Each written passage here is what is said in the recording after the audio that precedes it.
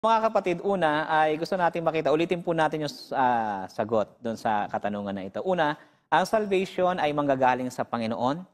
At ang salvation natin, ang sabi ng Ephesians chapter 2 verse 8 hanggang 9, ay sa pamamagitan po ito ng biyaya na tinanggap natin sa pananampalataya. Hindi po ito sa ating gawa upang ang sinuman ay hindi magmalaki.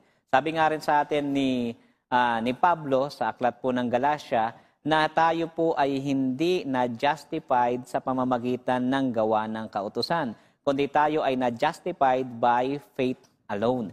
So, bagamat ang 10 utos, ang tithes, ang offering, 10 commandments, Sabbath keeping ay hindi makapagliligtas sa tao, yung atin naman pong pagsunod ay patunay na tayo po ay naligtas.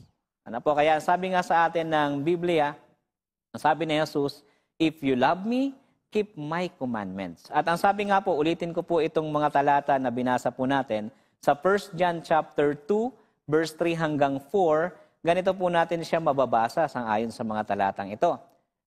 At sa ganito'y nalalaman natin na siya'y ating nakikilala kung tinutupad natin ang kanyang mga utos. Ang nagsasabing nakikilala ko siya, ngunit hindi tinutupad ang kanyang mga utos ay sinungaling, at ang katotohanan ay wala sa kanya. So maliwanag po sa talatang ito na ang taong nakakakilala sa Diyos, ang taong merong genuine faith sa ating Panginoon, tumutupad ng utos. Hindi para maligtas, kundi ito ay patunay ng kanyang kaligtasan, patunay na siya ay ating Panginoon at tagapagligtas. And in response, magbubunga tayo. Kaya nga sabi rin ni Jesus, kung kayo ay nakakabit sa akin, magbubunga kayo. Pero kung wala kayo sa akin, hindi kayo magbubunga. So yung pagsunod, patunay ng tunay na pananampalataya sa Panginoon.